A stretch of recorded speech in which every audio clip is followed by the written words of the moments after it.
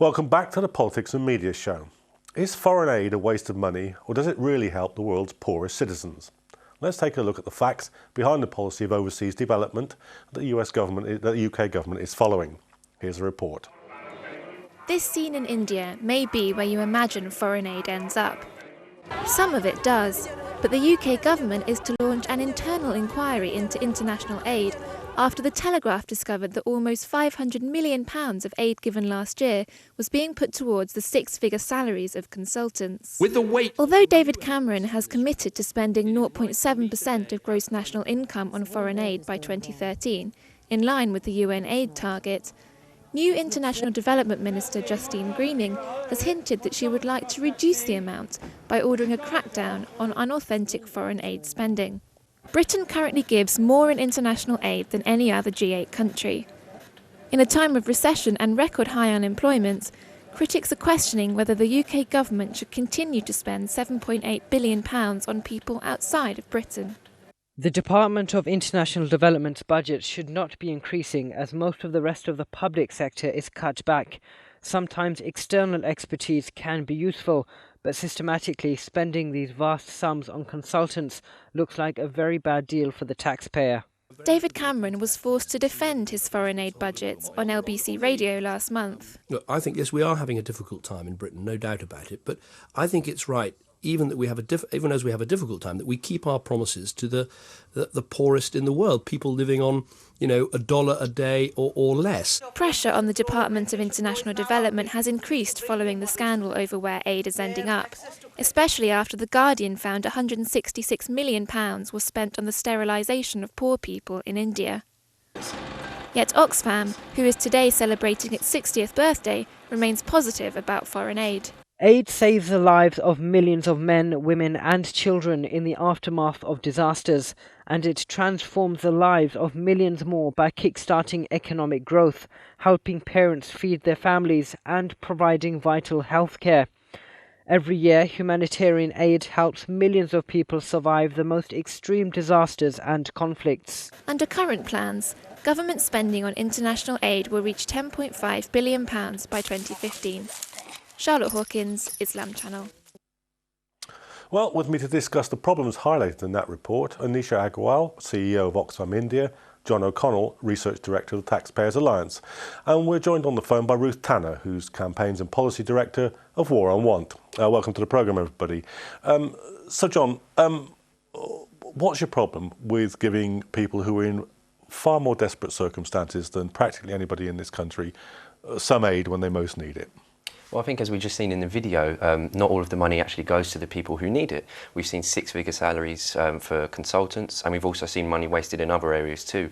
Research that we carried out showed that up to 14% of DFID spending is lost in administrative spending, which obviously doesn't go to the front line. So I think it's more about a question of priorities rather than cancelling all aid spending or anything like that. And I think that over time, with the budget going up by a third over the course of this Parliament, when other departments are getting serious cutbacks, I think the government really has to reassess its priorities right now.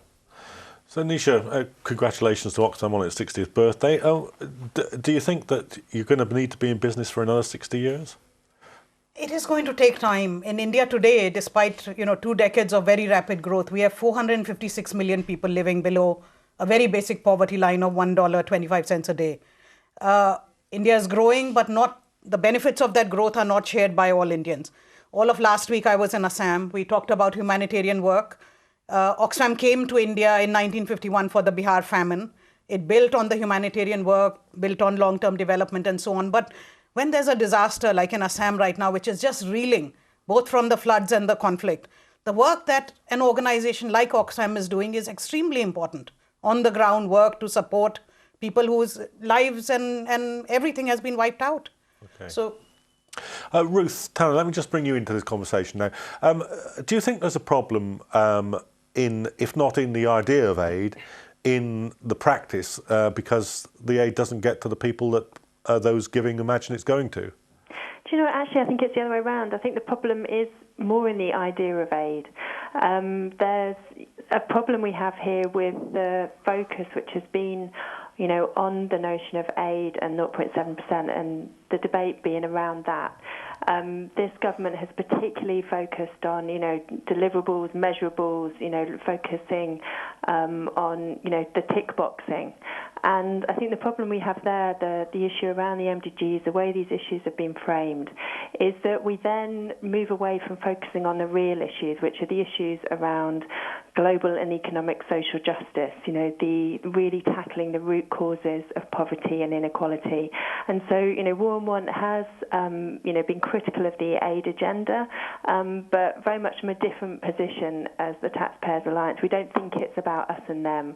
We just think many of the same challenges, the structures that keep people poor, trade injustice, tax injustice, those are the sorts of issues that we need to be addressing. And often I think what these reports have shown is that the aid budget can be used in the way that, much government policy is here, to protect and support multinationals and their access to markets, rather than really challenging the root causes of poverty and the issues that will bring around equality and justice for people in the poorest countries. So, Nisha, do you accept that if we aren't looking at the wider structures that reproduce inequality, then aid is going to be both an endless in terms of time and bottomless pit?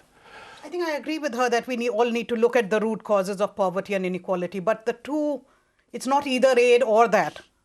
We need both, a high level of financing for just some of the basic service delivery, as well as the quality of aid. And aid is only one component in looking at the structural causes of poverty and inequality, but it's a very important one. Along with that, I would say trade, immigration, climate change policies, it's the whole package. So I don't think we need to position as either aid or tackling, it's both. And John, shouldn't you really be on Ruth's side of the argument? Isn't there something more structural that needs to be done here? Wouldn't it be better from a taxpayer's point of view if the structural facets of the society which reproduce the need for aid were more radically dealt with? Absolutely, but I take issue where Ruth says the Taxpayers Alliance position on this is about us and them. It's not about that at all. As well as saving taxpayers' money, I think that sometimes aid can have some perverse consequences in the countries themselves, where you want private business to flourish, and putting taxpayers' money into it is sometimes counterintuitive and actually does more harm than it does good. So it's not just about an us and them issue. Ruth, do you agree with that sometimes aid goes to the wrong places and does damage where it should do good? Yeah, absolutely. And I think, some of the criticisms around aid, the criticisms that have been published in recent weeks are, really valid, that we have that debate.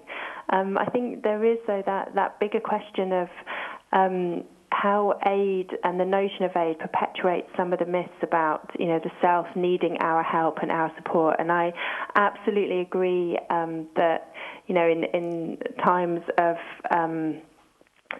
great reactions to big events where nothing else will do, then there's a cause there. But I think we have to be moving forward, and I think this is, this sort of notion of an exit strategy, the idea that we have to challenge the aid agenda, I think is really key.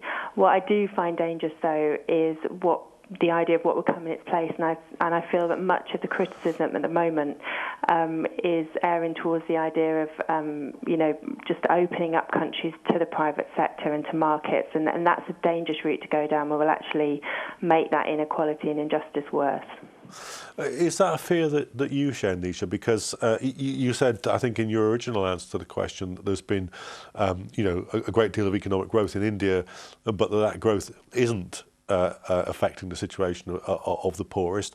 So do you think that we're in an economic climate where the aid is more necessary, but it's not actually fulfilling a gap that's being opened up by the way the economic system's working? I think just what I said for aid, that both the level as well as its quality matter, I would say the same thing about growth.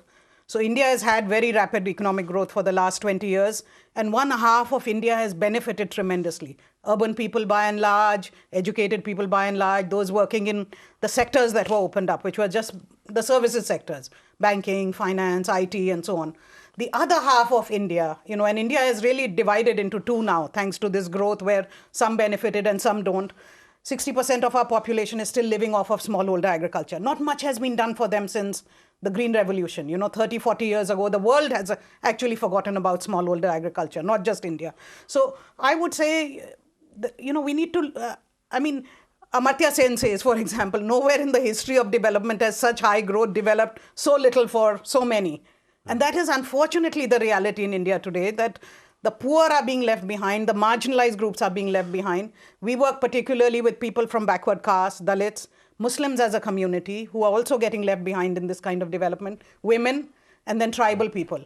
And aid, by focusing on the most marginalized and the poorest people and the poorest states, helps to keep a certain kind of focus. Deficit aid is very, very focused on certain groups and certain states that are getting left behind.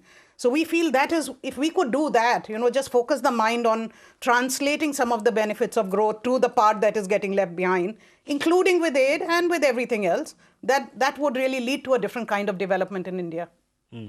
John, if you're a critic of overseas aid or its levels or its functioning, don't you have to engage with this argument that you can't just have a supposedly globalized economy, which in actual fact is leaving very large sections of the globe outside of development?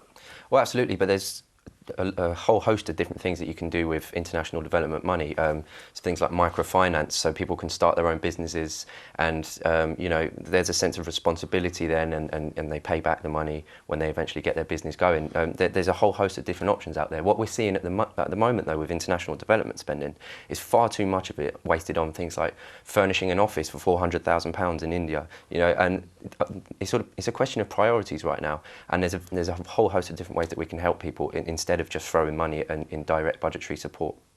Ruth, well, what do you think should be done? How do you think I'm assuming that you agree with a lot of what Nisha said about the way in which globalisation has left a whole section of society outside of growth. What do you think should be done to address that issue? Yeah, I do, absolutely. And I think, as I was saying before, there's some really sort of key things around the structure of the economy and challenging those injustices. And I think it's very important at the moment to have that debate here in the UK, because, these are many of the same issues that are affecting poor people here or, people in the UK. So, just as we oppose the sort of IMF-style liberalisation policies of the 80s and 90s, we don't want to see those sorts of policies again, but in Europe. And, we need to have that debate here in the UK so that people don't see this as us and them, as us giving handouts to the poor, but actually are challenging some of the, the root causes of inequality. So it is about, tackling unfair trade terms, tax avoidance by multinationals, and looking at where aid is serving the interest of Western corporate interests rather than the interests of the people who live in those countries. So I think it's important that we're having this debate at the moment, and it's an opportunity, I think, to move forward. But we have to kind of get away from this idea that people need our help. It isn't that people need our help. That there are social movements, there are civil society. People in countries around the world need to have the debates themselves around the right policies for their development and their growth. And what we have the responsibility to do, I think, here is really challenge some of the structures and the policies that are keeping people poor. Nisha, what's the situation now? We've been talking about government aid, overseas development aid. What's the situation in terms of the kind of total amount of money that's going into a country like India? Is it mostly coming from governments, or is it mostly coming from people who are giving to charity and that money's going to help?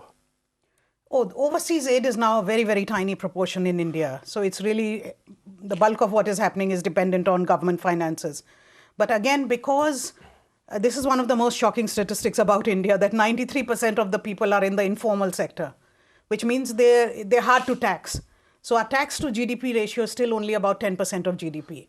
So in that climate then, to provide things that we consider are basic rights of every human being to live a life of dignity, basic education, basic healthcare, basic food, these things we think government should provide. There is, of course, a role for the private sector and all other players to create a more inclusive pattern. But till that moment where we can create more jobs that are in the formal sector, widen our tax base, raise more incomes, and where the national government can do more, then in that environment, both for funding the work of civil society as well as to really focus in the most poorest states of India, I would say aid, however small it is, has a role to play. It brings in wider knowledge from what's happening in outside world, success stories from other parts of the world to share, and so on. So yes, the burden today is on the national government, but it's still very much a developing economy with 93% living outside the tax structure. Yes. You're talking about the relationship between the Indian national government and aid. Yeah. The question I was kind of asking was, in terms of, say, money flowing from the UK to India or anywhere else, is that now money that's predominantly a result of the British government giving money to overseas development, or is it something that private individuals giving to charities like Oxfam are giving? Do you know where the proportion lies with those things? It's still very much the UK government. Yeah. We don't. This is my first visit actually, because we are marking 60 years, and I'm meeting some of the Indian diaspora now to say that it would be good to also, the way they are investing in the private sector in India, to also start funding some of the philanthropy work and the charity work. They have a role to play in that. But so far, I would say that is quite limited, those kinds of flows of funding. I mean, John, is there some kind of recognition from the Taxpayers Alliance that actually quite a lot of people don't have a problem with overseas aid, and they don't have a problem with giving to poor people? I mean, it's actually, as I understand the figures, disproportionately the poorest sections of the British population that give most to charity and so forth. So there is a reservoir of support for this which you don't often hear articulated by politicians. Absolutely, of course there is, and the UK has a very good track record of charitable giving, and sometimes government money can actually crowd out charitable giving, which is another problem. But I think that what people are most upset about at the moment is the size of the increase of the budget is going up by over a third over the course of the Parliament, and everybody knows that the government has to cut back on spending, and there's areas such as pensions and welfare that are taking cuts. But this is the only budget that's going up by such a huge amount over the course of the Parliament, and I think that's what people are finding hard to accept at the minute. And also when we see stories of genuine waste and also money going to, six-figure salaries for consultants and wasted in various other ways, they're entitled to feel a little bit aggrieved that that's their tax money that's being wasted. Ruth, I mean, you're talking about a kind of different model of solidarity with the poorest sections of the communities in the world. Do you want to just talk a little bit about how that might work and what some of the sort of moments in the development of kind of social movement solidarity might have been in the last 10 years? Yeah, I mean, I think there's been huge movements across the world on issues like food sovereignty, sort of reclaiming the food system and the agricultural base from the role of multinational companies. And this is something that's, come from communities and has been taken up as an issue and does reflect, policies that should be addressed here, but also the rights of people to decide for themselves, how their societies are managed. And I just wanted to come back on that, the point about a choice between spending on aid or cuts in the UK versus cuts to the aid budget. I think that is a really quite a dangerous and false choice to give to people, because whatever the criticisms of aid, how it's spent, whether it's the route to go down, the cuts that are taking place in the UK are deep and painful and are hitting the poorest. And we shouldn't be saying, if we're getting cuts here, we should people should, take a hit elsewhere as well. The reality is, we should actually be dealing with issues like tax avoidance and tax evasion. We know that the MDGs could be reached many times over if tax avoidance, evasion by multinationals was dealt with. So these are the sorts of issues we should be dealing with. We shouldn't be cutting and hurting the poorest either in the UK, Europe or anywhere else. But Ruth, what about the size of the increase? It's going up by over a third over the course of the Parliament. I think that's what people find hard to square, is just the actual size of the increase of the budget and to hit this arbitrary 0.7% target. I think that people are right to feel a bit aggrieved about that. But isn't the question with a percentage? I mean, you return to the question of a third of an increase, and then doesn't it rather give the game away? We say to hit a 0.7% target. Well, a third of not very much is not very much. A third of £8 billion is a lot of money. In terms of government spending? Yeah, but £1 billion. I think that... Well, 75 billion pounds on just on Trident. I think the debate in this country has been so skewed to the fact that people don't even think £1 billion is a lot of money anymore. I think it's a huge increase in the budget, going up from 7 to over 10 billion over the course of Parliament. Well, if you describe that as huge, what is your description of the £75 billion being spent on renewing the Trident missile system? I mean, that must be almost unimaginable for you. Absolutely, it's a huge amount of money. I can't get my head around those figures as much as the next person on the street, but... Is that something actually that when Oxfam is campaigning that it tends to draw attention to, is the kind of disproportions in the government budgets? Because although there's a lot, we've been part of it today, a huge debate about overseas aid, it's actually a very, very small part of government spending, isn't it? It is very small. It's 0.7% of GDP coming from one of the richest countries in the world for a world in which 1 billion people go to bed hungry every night. I mean, that's the scale of the problem. And is that too much to ask the UK people and people from the rich world to think about sharing? That's the question. So, I mean, can we quantify how much damage the lifestyles of people in the G8 are doing through climate change to poor farmers in India, where we are seeing that 60% of our population is deriving their livelihoods from agriculture, and where we know that the rainfall patterns and the climate patterns have changed, and India today is one of the most vulnerable countries in the world. I mean, this is a very bad argument, I would agree with Ruth, to put us in this us and them way. We are all human beings, we have the same rights. Some have been more fortunate than others to have developed certain things that gave them certain lifestyles in the past.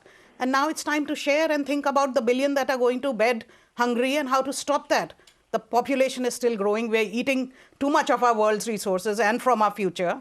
How to get back to a sustainable lifestyle where we shrink those who are over-consuming and make space for those that are under-consuming. And at the same time, I mean, look at the inequality and the injustice in the world through all the mechanisms. So why focus on this tiny little number? I mean, 0.7% of GDP? These aren't tiny numbers, and I think we saw in the video at the start of, before we started our discussion, that the UK is the biggest giver of aid out of all the G8 countries. So we're not starting from a lower position trying to catch up. We're very generous, and that's a great thing. I'm not saying that at all, and it's not about an us and them situation either. It's about, we recommend freezing the aid budget over the course of the Parliament and making sure that they root out all the inefficiencies and all of the waste that does happen, and I think everyone can agree that that does happen. There's money wasted in areas all over the world, and then really root out that and make sure that the money gets to the front line where it's supposed to go. OK, well, I think we'll have to leave the discussion there. To John and Nisha in the studio and to Ruth Tanner, who joined us on the phone, thanks very much, and do join us again for the next episode of the Politics and Media programme.